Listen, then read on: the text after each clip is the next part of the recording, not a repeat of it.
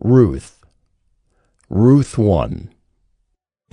In the days when the judges ruled, there was a famine in the land, and a man of Bethlehem in Judah went to sojourn in the country of Moab, he and his wife and his 2 sons.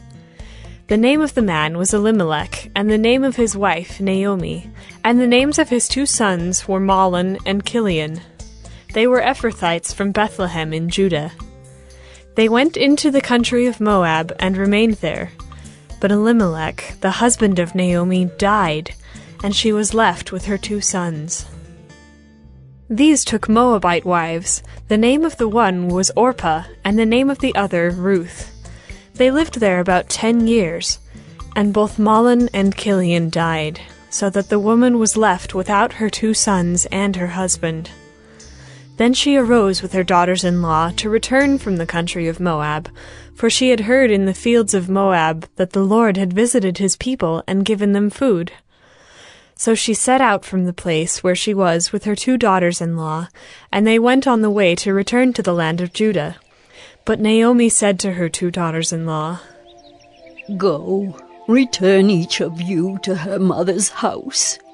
May the Lord deal kindly with you as you have dealt with the dead and with me. The Lord grant that you may find rest, each of you, in the house of her husband." Then she kissed them, and they lifted up their voices and wept, and they said to her, "No, we will return with you to your people." But Naomi said, "Turn back, my daughters. Why will you go with me? Have I yet sons in my womb that they may become your husbands? Turn back, my daughters. Go your way, for I am too old to have a husband.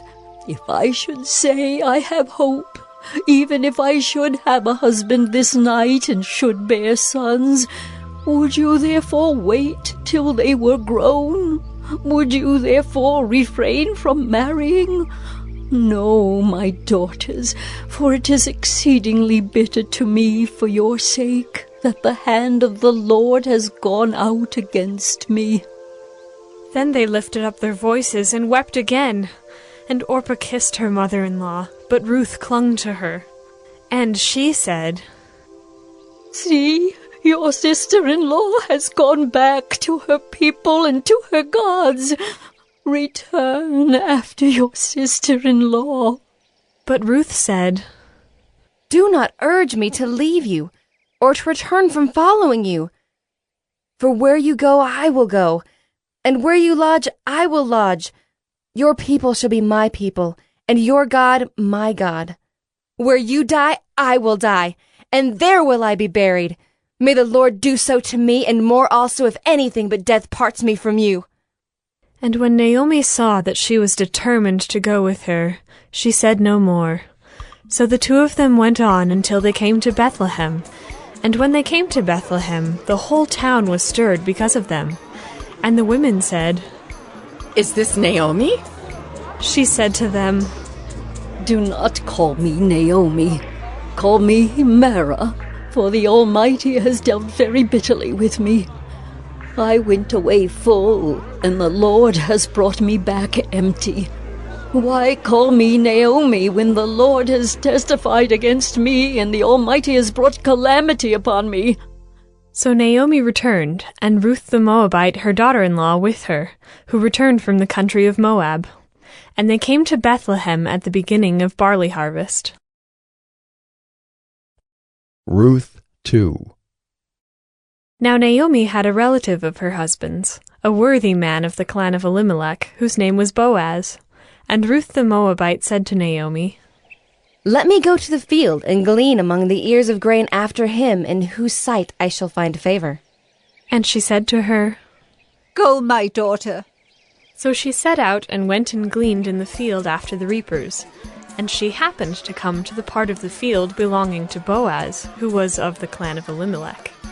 And behold, Boaz came from Bethlehem, and he said to the reapers, "The Lord be with you." And they answered, "The Lord bless you." Then Boaz said to his young man who was in charge of the reapers, Whose young woman is this? And the servant who was in charge of the reapers answered, She is the young Moabite woman who came back with Naomi from the country of Moab. She said, Please let me glean and gather among the sheaves after the reapers. So she came, and she has continued from early morning until now, except for a short rest. Then Boaz said to Ruth, Now listen, my daughter. Do not go to glean in another field or leave this one, but keep close to my young women. Let your eyes be on the field that they are reaping, and go after them. Have I not charged the young men not to touch you? And when you are thirsty, go to the vessels, and drink what the young men have drawn. Then she fell on her face, bowing to the ground, and said to him, Why have I found favor in your eyes, that you should take notice of me, since I am a foreigner?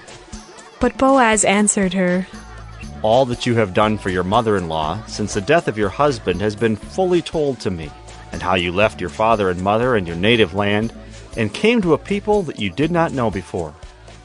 The Lord repay you for what you have done, and a full reward be given you by the Lord, the God of Israel, under whose wings you have come to take refuge.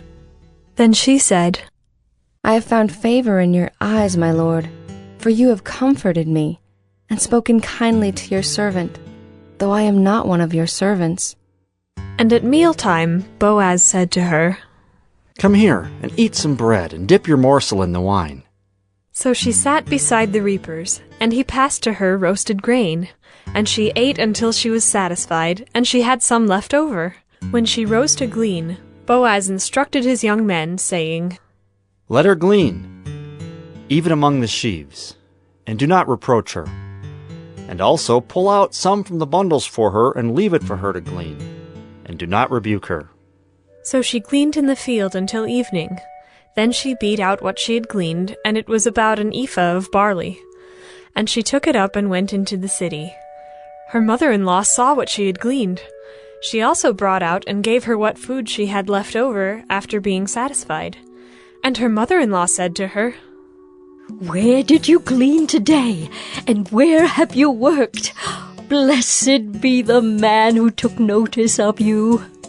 So she told her mother-in-law with whom she had worked, and said, The man's name with whom I worked today is Boaz.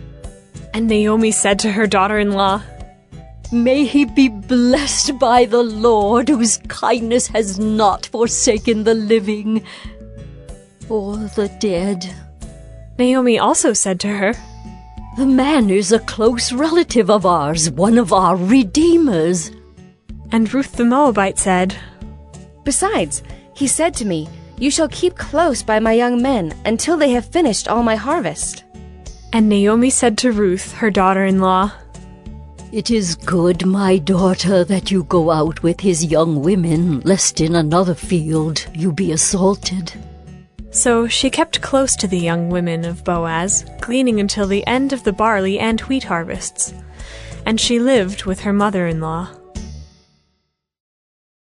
Ruth 3. Then Naomi, her mother-in-law, said to her, My daughter, should I not seek rest for you, that it may be well with you? Is not Boaz our relative, with whose young women you were? See, he is winnowing barley tonight at the threshing floor. Wash, therefore, and anoint yourself, and put on your cloak and go down to the threshing floor, but do not make yourself known to the man until he has finished eating and drinking. But when he lies down, observe the place where he lies, then go and uncover his feet and lie down, and he will tell you what to do. And she replied, All that you say, I will do. So she went down to the threshing floor and did just as her mother-in-law had commanded her. And when Boaz had eaten and drunk, and his heart was merry, he went to lie down at the end of the heap of grain. Then she came softly and uncovered his feet and lay down. At midnight the man was startled and turned over, and behold, a woman lay at his feet. He said, Who are you? And she answered, I am Ruth, your servant. Spread your wings over your servant. for you are a redeemer. And he said, May you be blessed by the Lord, my daughter. You have made this last kindness greater than the first, in that you have not gone after young men, whether poor or rich. And now, my daughter, do not fear. I will do for you all that you ask, for all my fellow townsmen know that you are a worthy woman. And now it is true that I am a redeemer, yet there is a redeemer nearer than I. Remain tonight, and in the morning, if he will redeem you, good, let him do it. But if he is not willing to redeem you, then, as the Lord lives, I will redeem you. Lie down until the morning. So she lay at his feet until the morning, but arose before one could recognize another. And he said, Let it not be known that the woman came to the threshing floor. And he said, Bring the garment you are wearing, and hold it out. So she held it, and he measured out 6 measures of barley and put it on her. Then she went into the city. And when she came to her mother-in-law, she said, How did you fare, my daughter? Then she told her all that the man had done for her, saying, These 6 measures of barley he gave to me, for he said to me, You must not go back empty-handed to your mother-in-law. She replied, Wait, my daughter, until you learn how the matter turns out, for the man will not rest, but will settle the matter today. Ruth 4. Now Boaz had gone up to the gate and sat down there. And behold, the Redeemer, of whom Boaz had spoken, came by. So Boaz said, Turn aside, friend. Sit down here. And he turned aside and sat down. And he took 10 men of the elders of the city and said, Sit down here. So they sat down. Then he said to the Redeemer, Naomi, who has come back from the country of Moab, is selling the parcel of land that belonged to a relative, Elimelech. So I thought I would tell you of it and say, Buy it in the presence of those sitting here and in the presence of the elders of my people. If you will redeem it, redeem it. But if you will not, tell me, that I may know. For there is no one besides you to redeem it, and I come after you. And he said, I will redeem it. Then Boaz said, The day you buy the field from the hand of Naomi, you also acquire Ruth, the Moabite, the widow of the dead, in order to perpetuate the name of the dead in his inheritance. Then the Redeemer said, I cannot redeem it for myself, lest I impair my own inheritance. Take my right of redemption yourself, for I cannot redeem it. Now this was the custom in former times in Israel concerning redeeming and exchanging. To confirm a transaction, the one drew off his sandal and gave it to the other, and this was the manner of attesting in Israel. So when the Redeemer said to Boaz, Buy it for yourself, he drew off his sandal. Then Boaz said to the elders and all the people, You are witnesses this day that I have bought from the hand of Naomi all that belonged to Elimelech, and all that belonged to Chilion and to Mahlon. Also Ruth the Moabite, the widow of Mahlon, I have bought to be my wife, to perpetuate the name of the dead in his inheritance, that the name of the dead may not be cut off from among his brothers and from the gate of his native place. You are witnesses this day. Then all the people who were at the gate and the elders said, We are witnesses. May the Lord make the woman who is coming into your house like Rachel and Leah, who together built up the house of Israel. May you act worthily in Ephrathah, and be renowned in Bethlehem. And may your house be like the house of Perez, whom Tamar bore to Judah, because of the offspring that the Lord will give you by this young woman. So Boaz took Ruth, and she became his wife. And he went in to her, and the Lord gave her conception, and she bore a son. Then the women said to Naomi, Blessed be the Lord, who has not left you this day without a redeemer, and may his name be renowned in Israel. He shall be to you a restorer of life, and a nourisher of your old age. For your daughter-in-law who loves you, who is more to you than 7 sons, has given birth to him. Then Naomi took the child and laid him on her lap, and became his nurse.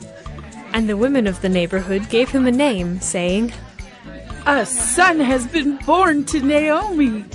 They named him Obed. He was the father of Jesse, the father of David.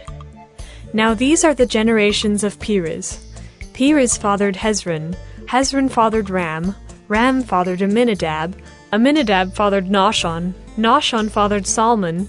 Salmon fathered Boaz. Boaz fathered Obed.